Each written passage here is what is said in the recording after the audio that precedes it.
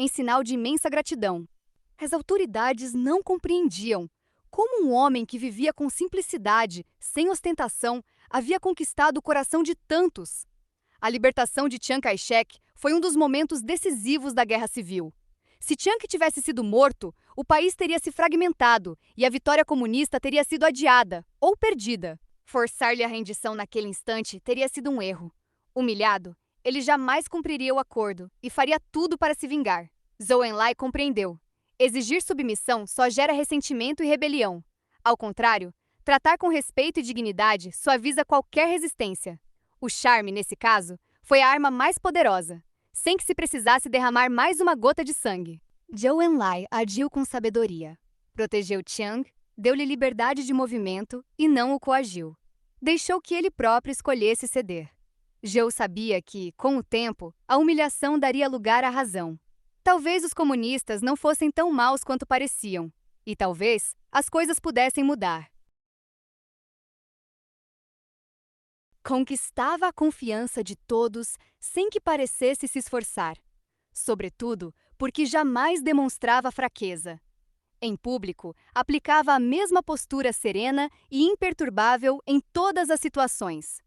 Por trás da gentileza havia firmeza. Sem ameaçar nem impor, fazia com que o outro percebesse que, ao ceder, receberia em troca boa vontade e respeito. Essa é a arte de encantar. Manter a calma e a afabilidade mesmo em momentos de tensão, sem jamais se deixar levar pela raiva ou pelo desespero. É a melhor forma de abrir caminho e, com suavidade, vencer qualquer resistência. Para exercer essa influência, basta entender um princípio. O segredo é fazer com que os outros se sintam bem e à vontade ao teu lado. Enquanto se sentirem acolhidos, valorizados e felizes, não importa o que aconteça, cederão com facilidade. Ao contrário, se ameaçares seu valor próprio, seu orgulho e sua autoestima, despertarás resistência e ódio. Quando alguém se sente atingido em seu íntimo, luta com todas as forças e recua. Mas, se for tratado com afeto e consideração, logo volta e se mostra disposto a aceitar o que ofereces. Em 1761, faleceu a imperatriz Isabel da Rússia, e ao trono subiu seu sobrinho, que passou a governar como o czar Pedro III. Pedro ainda era uma criança no coração. Fazia o que queria com os soldados, divertia-se e ignorava as formalidades. Pouco importava se agradava ou não. O fato é que, ao assumir, acabou travando um confronto aberto com Frederico, o Grande, da Prússia. Algo que parecia ser um desastre para a Rússia e que desagradava profundamente aos nobres e generais. A imperatriz Catarina, por outro lado, recusou-se a tomar partido e, ao invés disso, afastou-se por alguns dias, fingindo luto e devoção.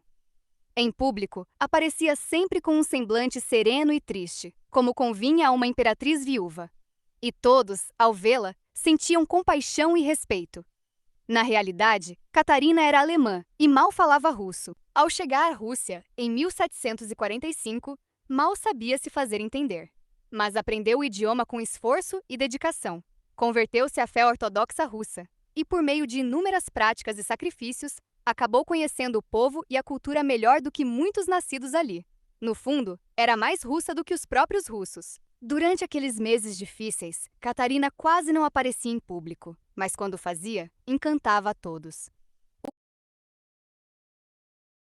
Conde Orlov, influente na corte, e muitos outros generais e nobres passaram a admirá-la. Ninguém via nela ambição ou desejo de poder. Ao contrário, parecia-lhes apenas uma mulher digna e virtuosa, que suportava com paciência as humilhações e o desleixo do marido. E, por fim, o exército se colocou ao seu lado. Ela não fez discursos inflamados nem promessas grandiosas. Apenas esperou com calma e serenidade. O exército, cansado de Pedro e vendo nela a verdadeira soberana, decidiu agir. E quando a chamaram ao trono, Catarina não se apressou nem se mostrou ansiosa. Aceitou com humildade e discrição, como se não fosse aquilo que desejava. E justamente por isso, pareceu ainda mais nobre e digna. O governo de Pedro era repressivo. Prisões e execuções se multiplicavam. Ele também se tornava cada vez mais alcoólatra e ameaçava divorciar-se de Catarina para casar com sua amante. Certa noite, distraído com a própria diversão e alheio ao silêncio e à ausência da esposa, ordenou que ela fosse detida. Os amigos e aliados de Catarina correram para avisá-la.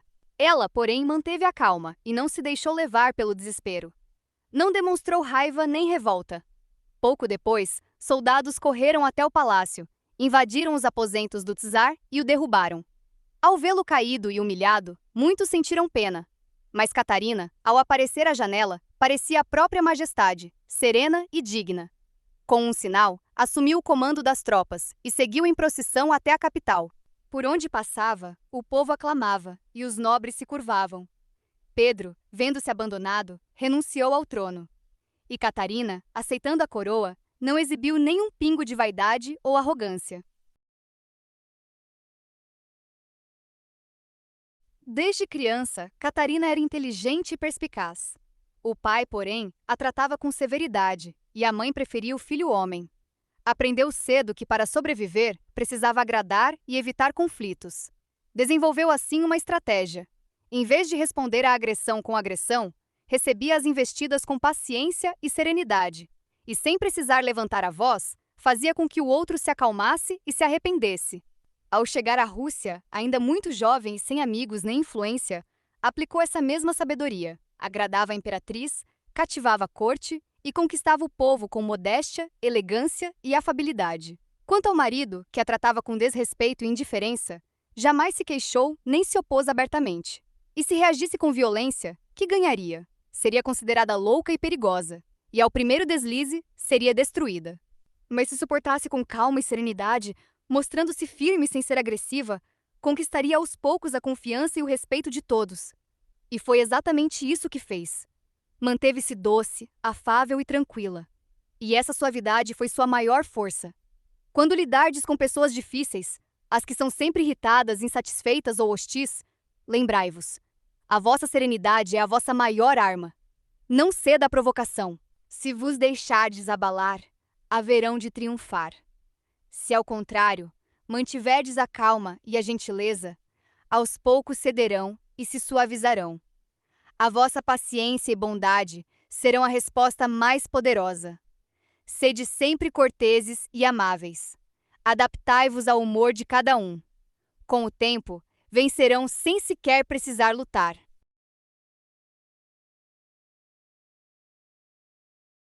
Estado de espírito.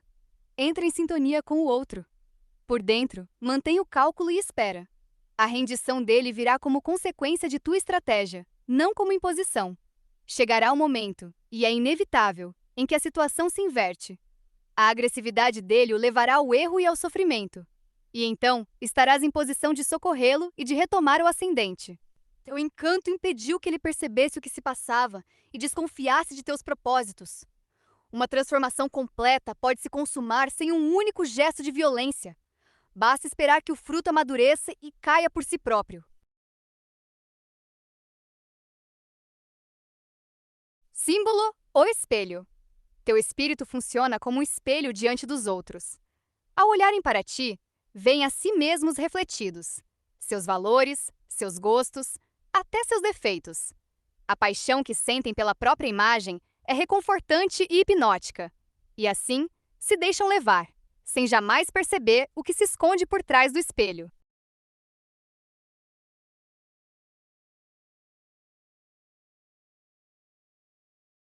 Riscos e limites do charme.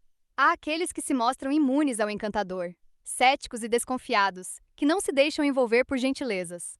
Costumam ver no charme algo falso e ardiloso. O conselho é: não os force. A maioria dos encantadores é por natureza perfeccionista e quer agradar a todos. Contudo, quanto mais tentares conquistar quem te rejeita, mais desgaste e resistência geras.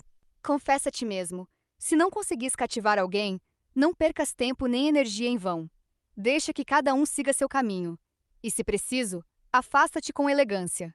Há também quem confie demais e se expõe em demasia.